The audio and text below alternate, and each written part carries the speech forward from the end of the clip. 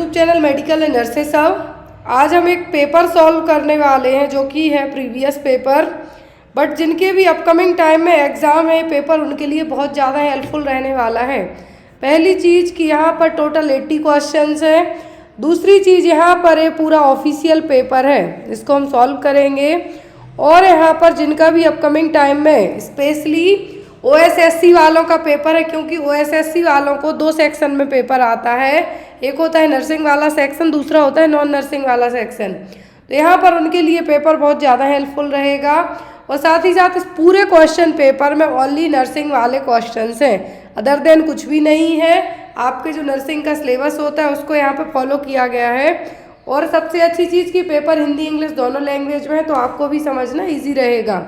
चलिए इस पेपर को हम स्टार्ट करते हैं। बट बिफोर दैट, जो भी लोग अपकमिंग टाइम में CHO ANM NHM के एग्ज़ाम दे रहे हैं उनके लिए PDFs अवेलेबल हैं। आप डायरेक्ट मेरे व्हाट्सएप नंबर पर कांटेक्ट करके उन PDFs को परचेस कर सकते हैं। यदि जो भी लोग MP के टोटल 30 पेपर्स लेते हैं, MP के 30 पेपर में आपको GMC NHM PEB and CHO included रहेंगे।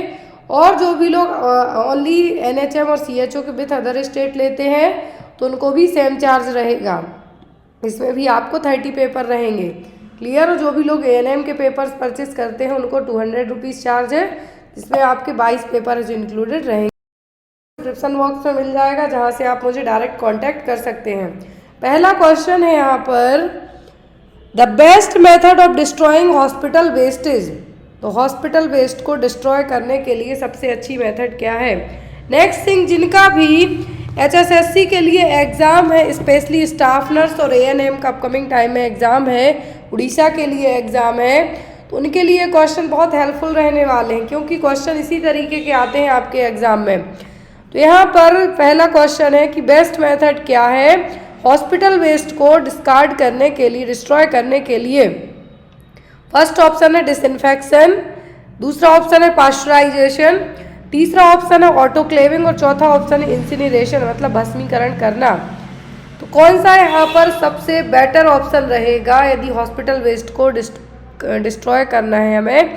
ये क्वेश्चन एटलीस्ट आप बिलीव नहीं करेंगे 10 बार तक अलग अलग तरीके के एग्ज़ाम में आ चुका है, बहुत ज़्यादा इम्पोर्टेंट क्वेश्चन है। तो जो बेस्ट मेथड होती है हॉस्पिटल के डिस्ट्रॉय करने के लिए, स्पेशली हॉस्पिटल का जो भी मटेरियल होता है, वेस्ट होता है, उसके लिए इंसिनरेशन। एक और क्वेश्चन आता है ह्यूमन एनाटॉमिकल वेस्ट को आप कैसे डिस्कार्ड कर सकते हैं, तो वो मेथड भी होती है इंसिनरेशन। दूसरा एक आता है आपको कि ऑटोक्लेविंग। तो हॉस्पिटल में ऑटोक्लेविंग भी एक बेस्ट मेथड होती है, क्योंकि इस मेथड के थ्रू यदि हॉस्पिटल वेस्ट को डिस्कार्ड करने की बात हो तो इंसिनरेशन, लेकिन यदि इंस्ट्रूमेंट को या फिर कुछ अदर आइटम्स को क्या करना है, हमें स्टरलाइज करना है, तो स्टरलाइजेशन की बेस्ट मेथड क्या होती है? ऑटोक्लेविंग। ऑटोक्लेविंग में क्योंकि बैक्टीरिया के स्पोर्स भी मर जाते हैं, जो कि डिसइंफेक्शन में नहीं मर पाते। अगला क्वेश्चन है, drawing method used for preservation of food. तो जो भी खाने पीने के आइटम है, इनको ड्राई मेथड के थ्रू लंबे टाइम तक प्रिजर्व करके रखना है, संरक्षण करना है। कौन सी मेथड से करेंगे आप? डिसिकेशन, पास्चराइजेशन, बॉयलिंग या फिर ऑटोक्लेविंग? तो बॉयलिंग, ऑटोक्लेविंग और पास्चराइजेशन, ये तीनों मेथड तो नहीं है खाने को स्टोर करने के लिए। बेस्ट मेथड होगी वो क्या होगी? Desiccation. Next one, the hormone that helps in maintaining fluid balances. कौन सा हार्मोन है जो फ्लूइड बैलेंस में हेल्प करेगा, आपकी बॉडी के इलेक्ट्रोलाइट्स को मेंटेन करने में हेल्प करेगा? प्रोलैक्टिन, एंटी डाययूरेटिक हार्मोन और ADH, ऑक्सीटोसिन और GnRH। कौन सा हार्मोन होगा जो फ्लूइड बैलेंस मेंटेन करता है? तो वो होता है वैसोप्रेसिन और ADH हार्मोन। ऑक्सीटोसिन और प्रोलैक्टिन, प्रोलैक्टिन क्या करता है? मिल्क का जो प्रोडक्शन हुआ है उसको मिल्क बनाने का काम करेगा, और ऑक्सीटोसिन इजेक्ट करने का काम करेगा। ऑक्सीटोसिन यूट्राइन कॉन्ट्रैक्शन लाने में भी हेल्प करेगा। तो जो ADH है क्या करेगा? फ्लूइड बैलेंस मेंटेन करने में हेल्प करेगा। Next one is a disorder of 5th cranial nerve. तो 5वें नंबर की क्रेनियल नर्व का डिसऑर्डर कौन सा है? Trigeminal neuralgia, Bell's palsy, myasthenia gravis, या फिर नर्व डीफनेस, कौन सा होगा यहाँ पर, जो कि 5वें नंबर की क्रेनियल नर्व के कारण होगा। तो 5वें नंबर की क्रेनियल नर्व के कारण कौन सी कंडीशन होगी, तो होगी ट्राइजेमिनल न्यूरैल्जिया। क्या होगा, ट्राइजेमिनल न्यूरैल्जिया। और यदि बात करें बेल्स पाल्सी की, तो यहाँ बेल्स पाल्सी और फेशियल पाल्सी, इसमें 7वें नंबर की क्रेनियल नर्व में प्रॉब्लम होगी। किसमें, 7वें नंबर की क्रेनियल नर्व में प्रॉब्लम होगी। इसको फेशियल पाल्सी और बेल्स पाल्सी भी कहा जाता है। और 5वें नंबर की बात की जा रही है तो जॉ मूवमेंट हो गए आपके, स्पेशली क्या दिक्कत होगी, ट्राइजेमिनल न्यूरैल्जिया। तो यहाँ पर आप किसको मार्क करेंगे, ऑप्शन नंबर फर्स्ट को, कि जो डिसऑर्डर है 5वें नंबर की क्रेनियल नर्व के प्रॉब्लम के कारण हो रहा है वो क्या होगा, trigeminal neuralgia. In CPR the compression ventilation ratio is, तो CPR में कंप्रेशन वेंटिलेशन रेशियो क्या होगा, 15/2, 20/2, 30/2 या फिर 15/1। यदि आपको इस तरीके से डायरेक्ट क्वेश्चन आता है तो आप किसको मार्क करेंगे, 30/2 को। किसके लिए, 30/2 के लिए। Next is cardiac arrhythmia are seen in, cardiac arrhythmia किस में देखने को मिलेगा,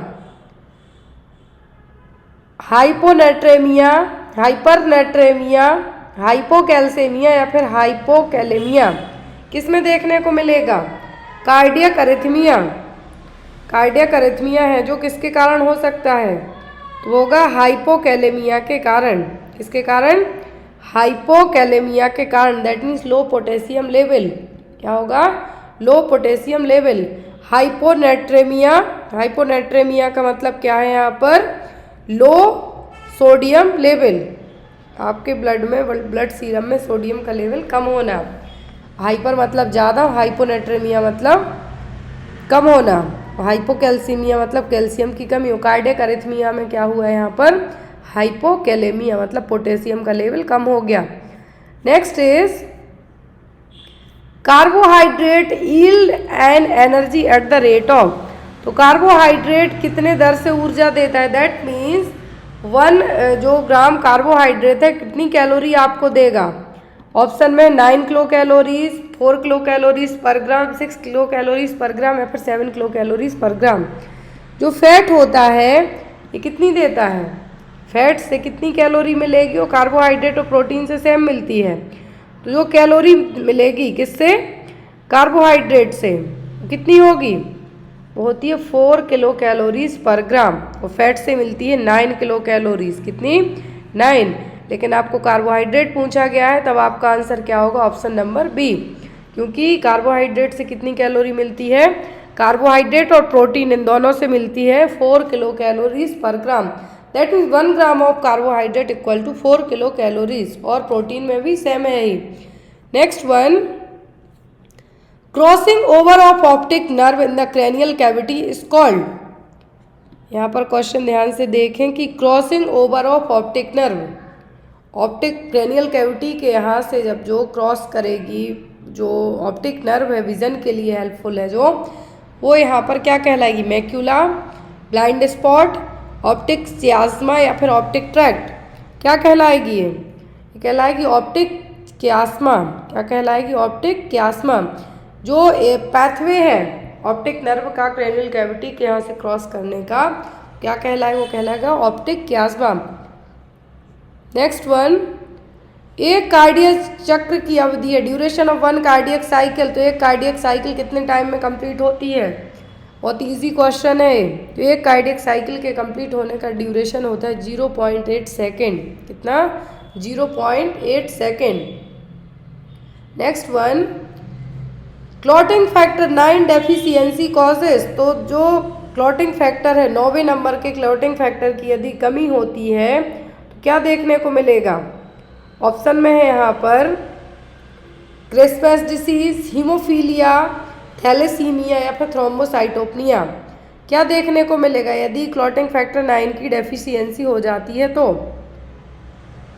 क्लॉटिंग फैक्टर यदि 9 की डेफिशिएंसी होती है तब देखने को मिलेगा क्या, क्रिसमस डिसीज़। क्या होगा, क्रिसमस डिसीज़। और यदि हीमोफीलिया की बात करें तो हीमोफीलिया में कौन सी नंबर का जो क्लॉटिंग फैक्टर है वो क्या होगा, डिस्टर्ब होगा। तो हीमोफीलिया में जो क्लॉटिंग फैक्टर है 8। क्या है यहाँ पर, 8। 8वें नंबर के क्लॉटिंग फैक्टर की कमी के कारण होता है। 9वें नंबर का स्पेसिफिक पूछा गया है, तो 9वें नंबर वाले में क्या होगा, क्रिसमस डिसीज।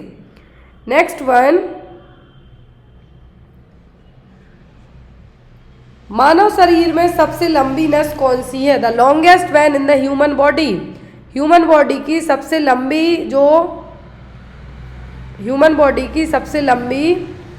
यहाँ पर वेन है वो कौन सी है, फीमोरल, सेफेलिक, अम्बलाइकल या फिर लॉन्ग सेफेनियस वेन।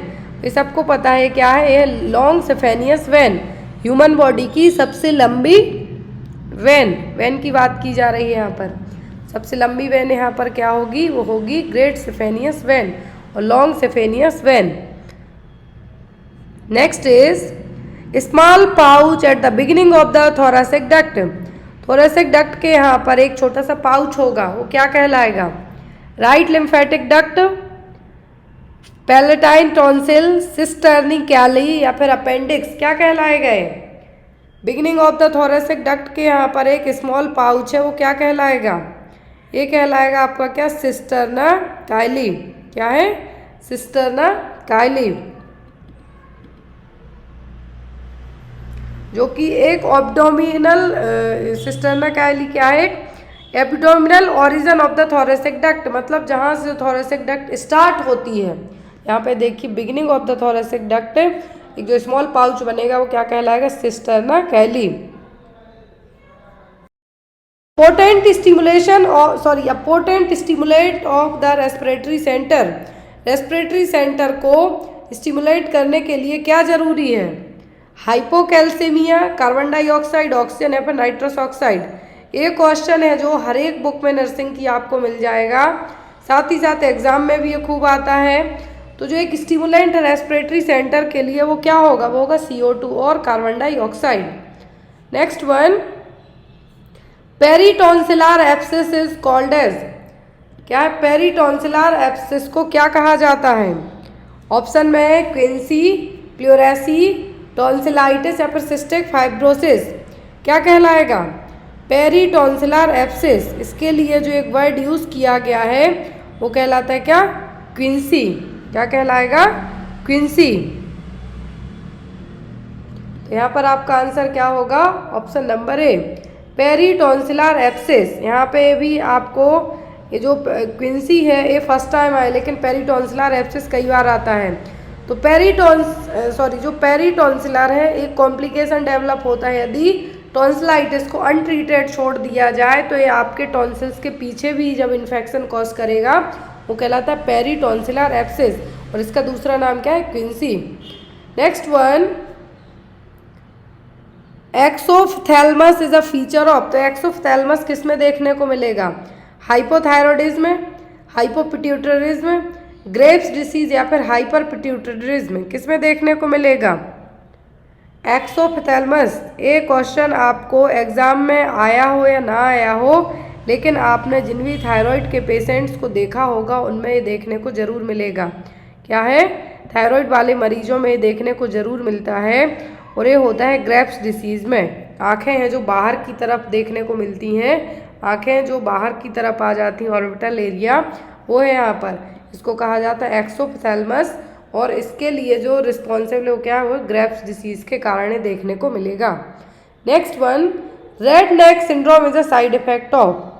क्वेश्चन में क्या है यहाँ पर, रेड नेक सिंड्रोम किस में देखने को मिलेगा, स्ट्रेप्टोमाइसिन, वैंकोमाइसिन, टेट्रासाइक्लिन या फिर क्लोरेम्फेनिकोल। ये सभी हाई स्पेक्ट्रम एंटीबायोटिक हैं।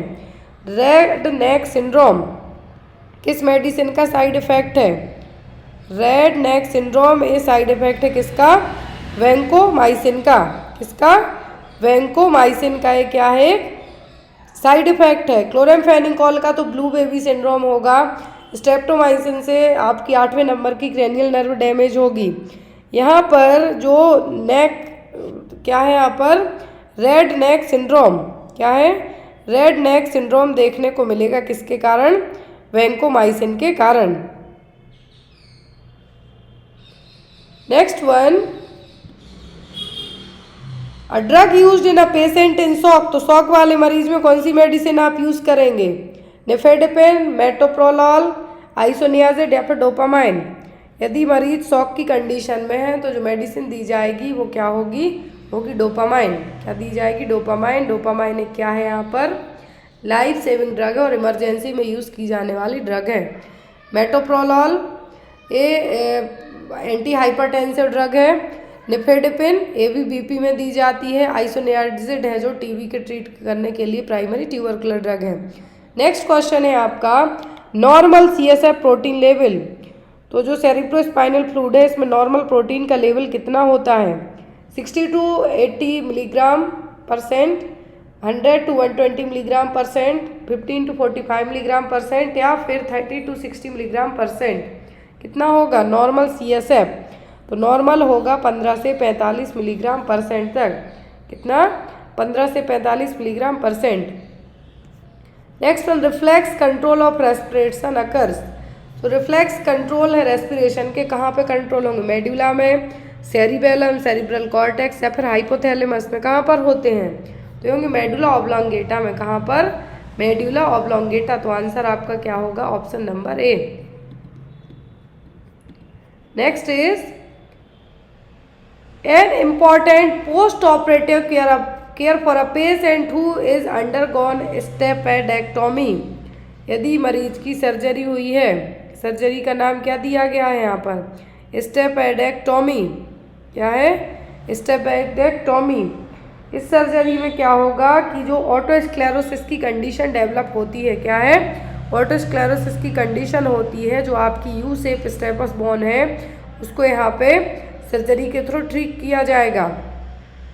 उसी सर्जरी के लिए आपको यहाँ पे क्या post operative after the surgery क्या चेक करना है, check the gag reflex, instruct the patient not to blow the nose, position the patient on the operated side, to frequently do Valsalva manoeuvre. क्या करना है आपको, तो यहाँ पर आपको पेशेंट को वह जो नाक है, instruct the patient not to blow the nose, नाक छींकने की आदत होती है उसको आपके लिए मना करना है, क्योंकि इसके कारण भी प्रेशर पड़ता है। इवन कुछ केसेस में जब आपको कोल्ड रहती है, लंबे टाइम तक कोल्ड रहते रहते आपको कान में भी दर्द होने लगता है।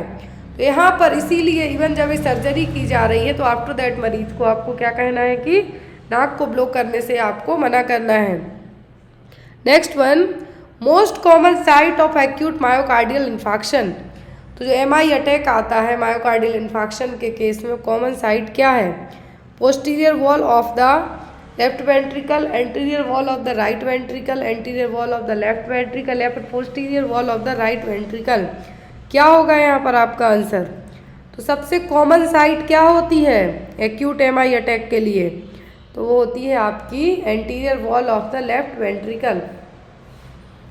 Next is side effect of morphine, तो मॉर्फिन के दुष्प्रभाव क्या हैं, increased BP, decrease respiratory rate, increased respiratory rate या फिर नन ऑफ द अबव।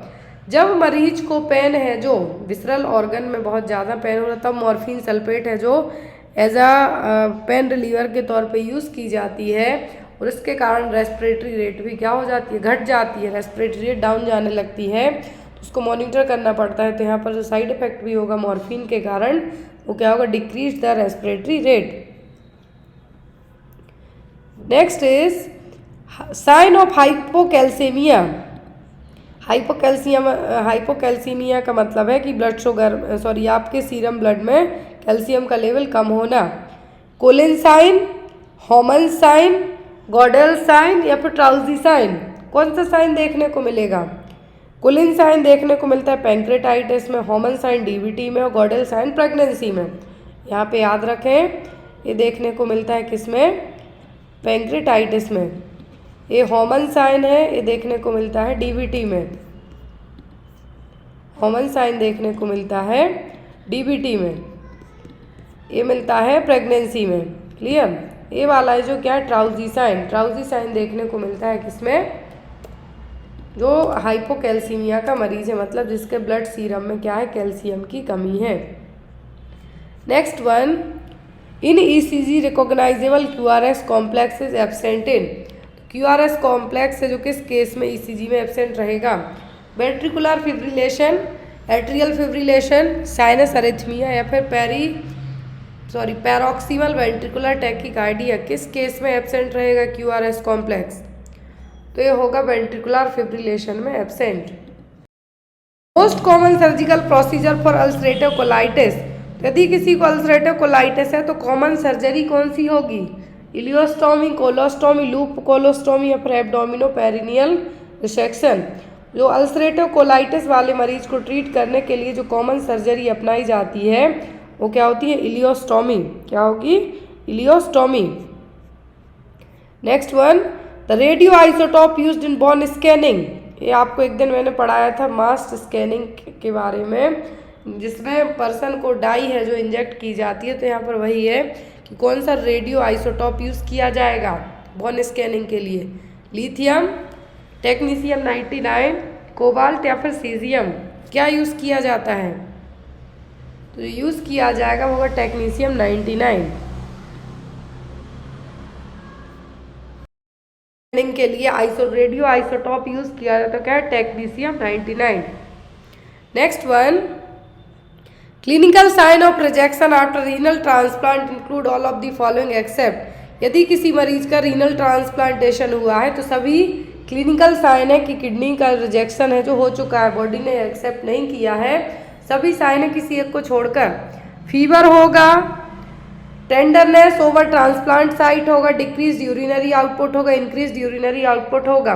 सब कुछ देखने को मिलेगा यदि किडनी ट्रांसप्लांट में रिजेक्शन हुआ है। फीवर आएगा, क्यों, इन्फेक्शन होने के कारण, रीजन भी हो सकता है। टेंडरनेस भी देखने को मिलेगी ट्रांसप्लांट साइट पर। और तीसरी चीज़, यूरिन आउटपुट भी कम होगा लेकिन बढ़ेगा कभी भी नहीं। तो यहाँ पे आपका आंसर भी क्या होगा, option number D. Next one, world no tobacco day is observed on. तो विश्व तंबाकू रहित दिवस कब मनाते हैं, मई 31, अप्रैल 7, दिसंबर 10 या फिर दिसंबर 1। कब मनाते हैं, तो ये हमारे साल मनाते हैं 31 मई को, world no tobacco day. Next is the position recommended for patient with epistaxis. जिस पर्सन को नोज ब्लीडिंग हो रही है, क्या है, नोज ब्लीडिंग हो रही है, तो नोज ब्लीड वाले मरीज में कौन सी पोजीशन देंगे, सुपाइन, लेटरल, प्रोन या फिर सिटिंग एंड लीनिंग फॉरवर्ड। जो पोजीशन अपनाई जाती है वो ये होती है कि बैठना और सामने की ओर झुकना, नाक को पिंच करना, मुंह से सांस लेना। Next one is the nerve supplying diaphragm. तो डायफ्राम को कौन सी नर्व सप्लाई करती है, वैगस, फ्रेनिक नर्व, ग्लासोफेरेंजियल या फिर इंटरकोस्टल नर्व। कौन सी नर्व सप्लाई करती है डायफ्राम के लिए, तो वो है फ्रेनिक नर्व। कौन सी, phrenic nerve. Heimlich manoeuvre is used. तो हेमलिच मैन्यूवर आपको हर एक नर्सिंग एग्जाम में आ जाता है। हेमलिच मैन्यूवर को क्यों यूज़ किया जाता है, फर्स्ट ऑप्शन है to improve the lung capacity, to improve the circulation, to expel foreign bodies in the respiratory tract या फिर to stimulate cardiovascular system.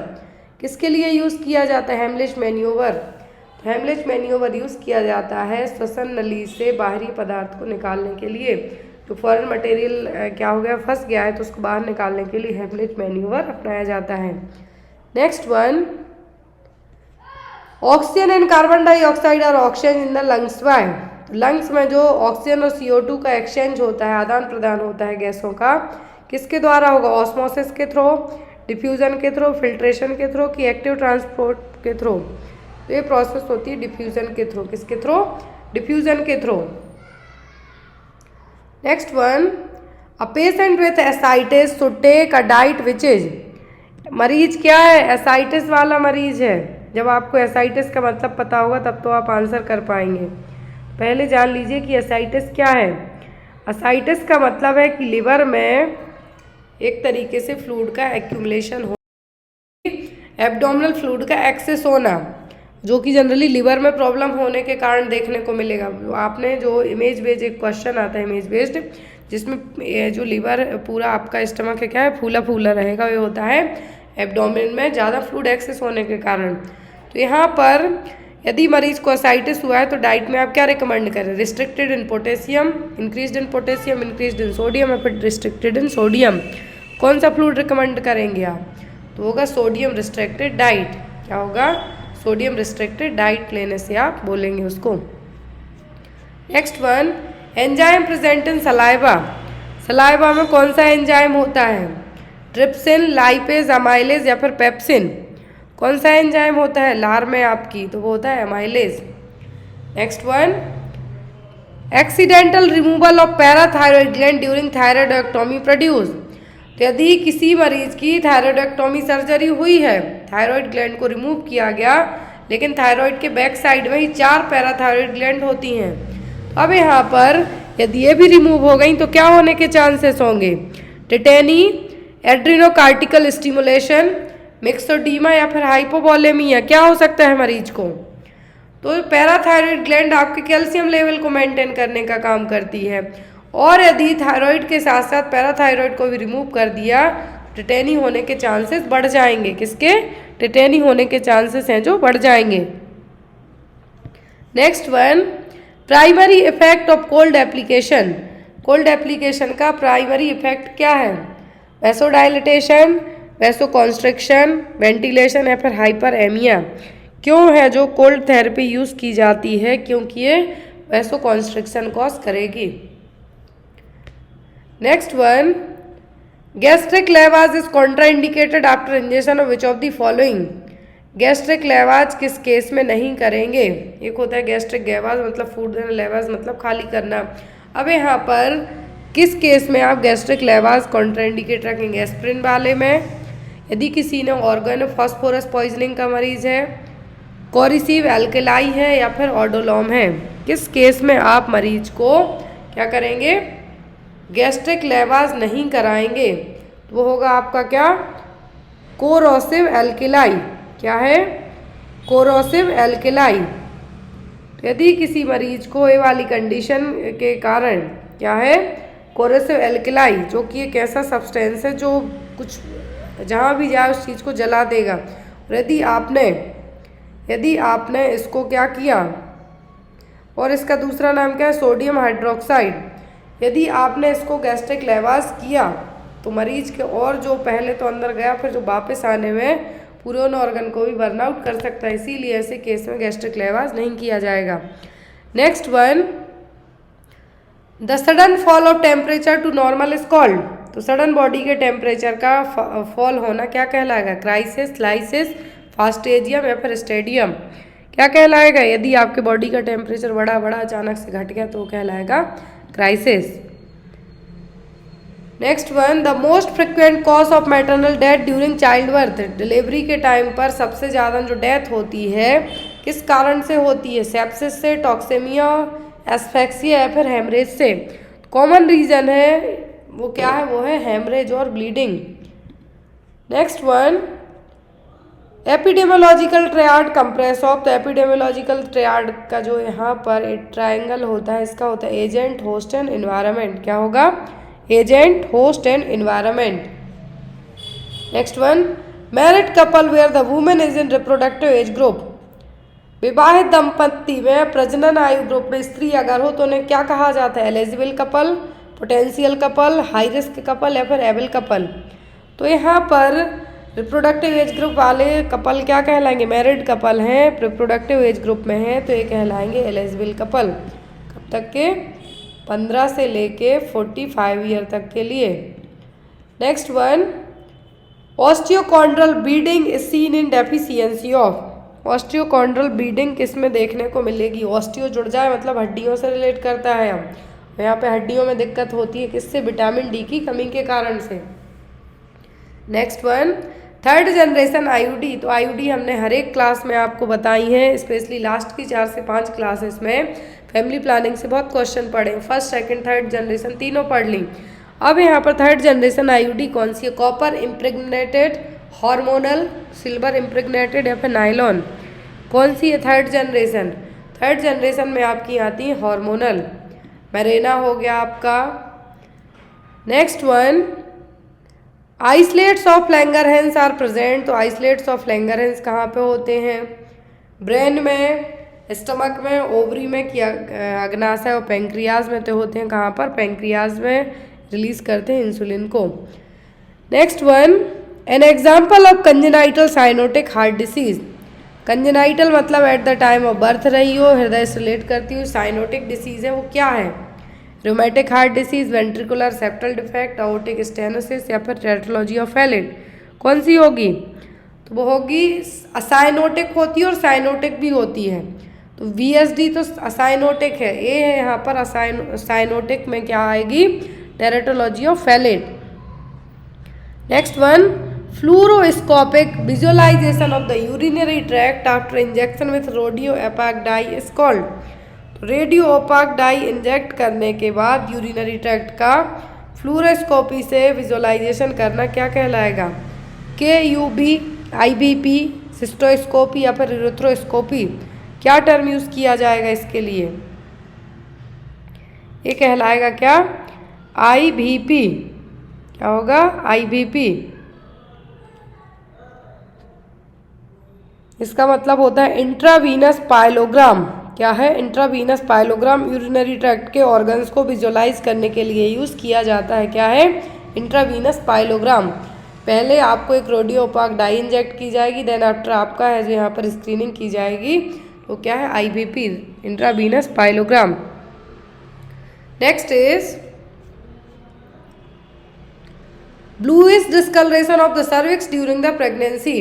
Pregnancy के दौरान सर्विक्स का ब्लूइश टाइप का होना क्या कहलाएगा? Jacquemier sign, Hegar sign, Chadwick sign या फिर गॉडेल साइन। क्या कहलाएगा? गर्भावस्था के दौरान है जो यदि सर्विक्स कैसी हो जाए? ब्लू टाइप की हो जाए तो क्या टर्म यूज किया जाएगा?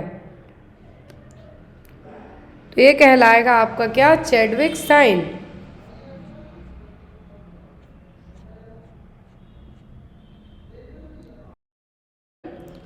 सॉरी फॉर दैट, जो ऑफिशियल पेपर मिला है इसमें 46 के बाद है जो 2 पेज मिसिंग है,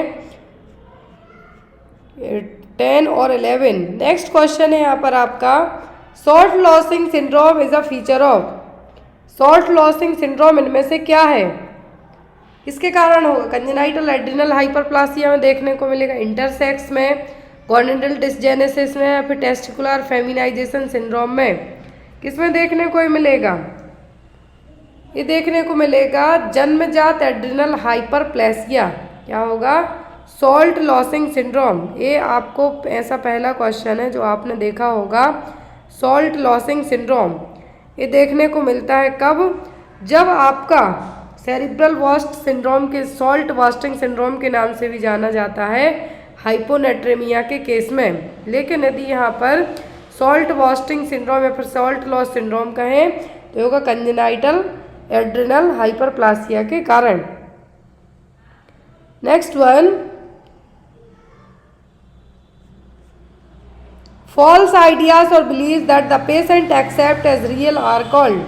गलत विचार या विश्वास जिसे मरीज वास्तविक समझ बैठे वो क्या है? डिल्यूजन है, हेल्यूसिनेशन है, इल्यूजन है कि मैजिकल थिंकिंग है? क्या है? फॉल्स आइडिया और बिलीव्स क्या कहलाएंगे? ये कहलाएगा डिल्यूजन। क्या होगा? Delusion. Next one, flashback of an unpleasant, terrifying और पेनफुल एक्सपीरियंस में अकर इन। मतलब जो पुरानी चीज़ें अचानक से याद आना और जो अनप्लीजेंट, अच्छी नहीं, बुरी बुरी चीज़ें जो हुई हैं क्या कहलाएंगी? Panic disorder, post traumatic stress syndrome, agoraphobia या फिर OCD, ऑब्सेसिव कंपल्सिव डिसऑर्डर। ये कहलाता है PTSD। अचानक से किसी के साथ भी कुछ भी ऐसी बुरी चीज़ें हुई हों जो उसको यदि उसी तरीके का कुछ घटे तो वो चीज़ याद मतलब दौरे टाइप के पड़ जाए तो वो कहलाता है पोस्ट ट्रॉमेटिक स्ट्रेस डिसऑर्डर। मतलब कोई घटना ऐसी घटी उसके बाद हुआ वो। Next one, gamophobia means fear of sound, fear of marriage, fear of social isolation या फिर फियर ऑफ स्पीड। गेमोफोबिया का मतलब होता है शादी से डर लगना। फियर ऑफ मैरिज, शादी करने से डर लगना, gamophobia. Next one, burning and tingling sensation of feet and alcoholic is suggestive of. यदि जो मरीज शराब पीता है, शराब पीने वाले मरीज को पैरों में अपने बर्निंग और टिंगलिंग सेंसेशन फील हो रहा है तो ये क्या है? Peripheral neuropathy, Wernicke's encephalopathy, Korsakoff साइकोसिस या फिर seizures.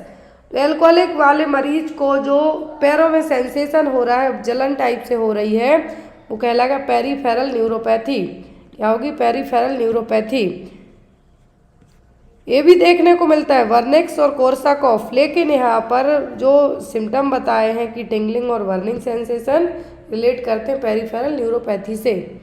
Next one, chronic exposure to poor lighting cause. यदि लंबे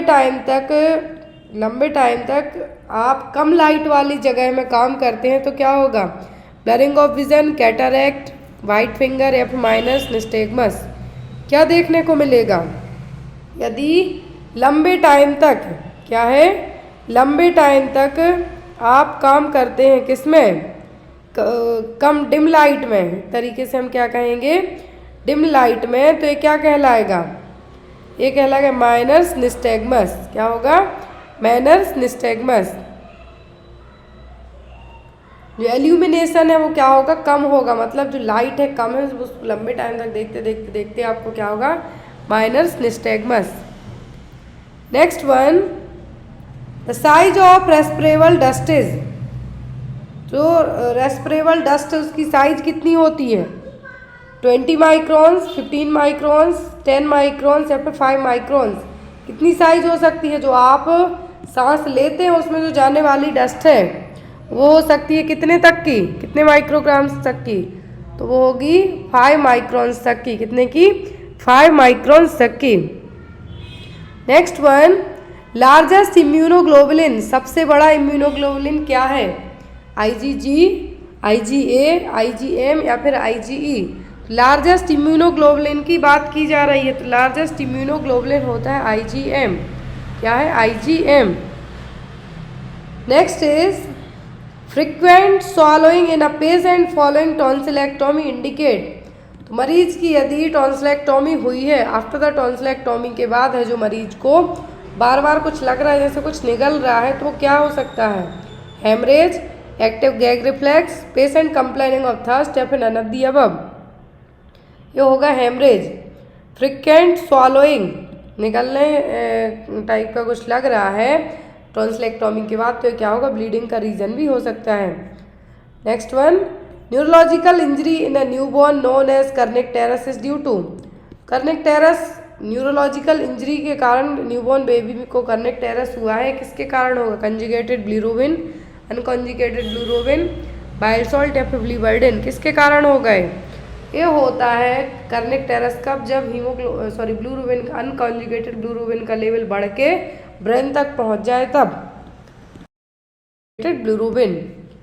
next one, the following should be specially monitored for administering IV mannitol safely.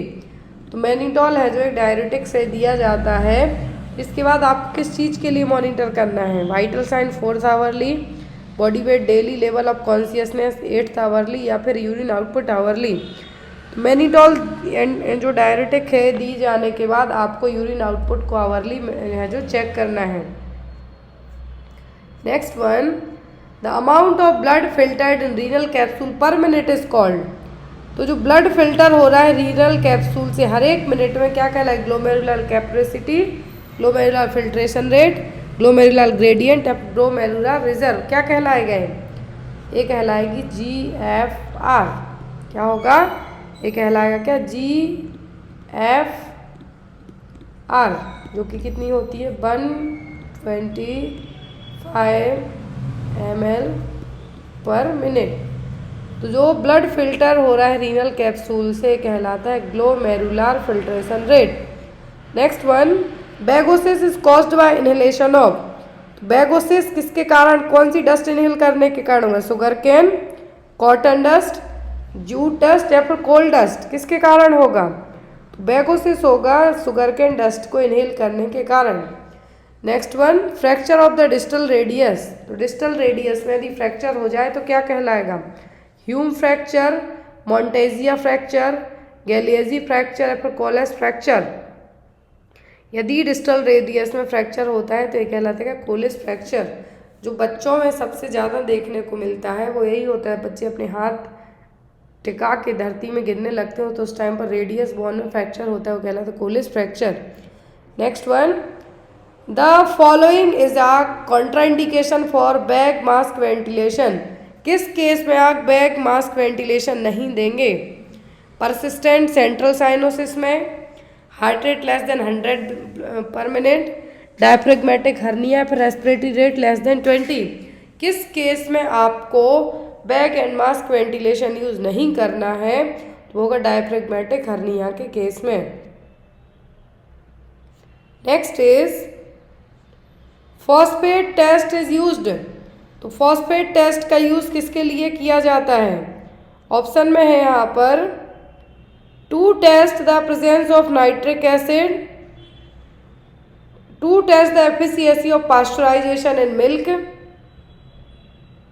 To determine the type of methaemoglobinaemia, या फिर none of the above. तो phosphate test है जो किसके लिए किया जाता है?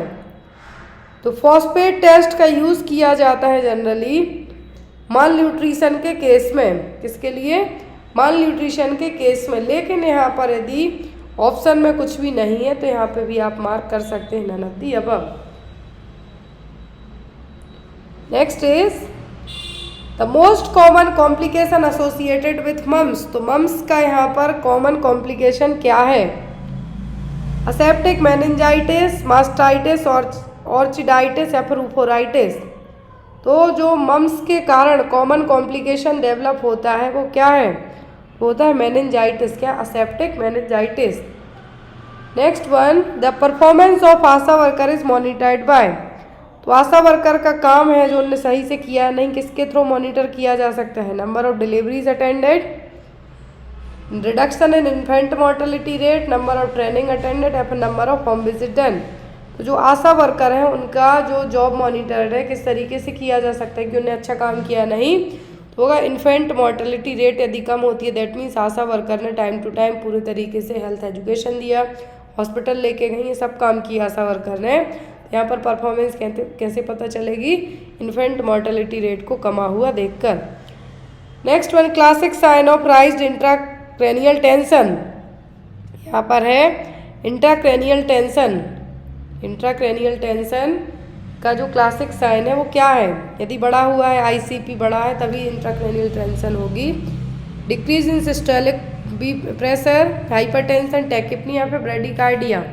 किस केस में है जो साइन देखने को मिलेगा? तो वो क्लासिक साइन ब्रेडिकार्डिया। स्टेटोरिया इंडिकेट्स। स्टेटोरिया का मतलब क्या है? ये झारखंड सीएचओ में पूछा गया था। Abnormal digestion of protein, abnormal digestion of carbohydrate, abnormal digestion of fat या फिर एबनॉर्मल डाइजेशन ऑफ मिनरल्स। तो स्टेटोरिया का मतलब होता है abnormal digestion of fat. Last question है, ग्लासगो कॉमा स्केल का अधिकतम प्राप्तांक। मैक्सिमम स्कोरिंग कितनी होती है ग्लासगो कॉमा स्केल की? 17, 15, 14 या फिर 12? मैक्सिमम स्कोरिंग होती है 15।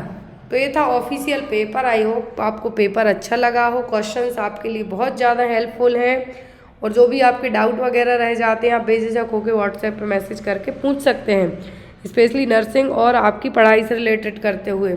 और जो भी आप PDF परचेस करना चाहते हैं तो वो आपको चार्जेबल है, बाकी क्लासेस आपको सब फ्री हैं। Thank you for watching us. Bye bye, take care.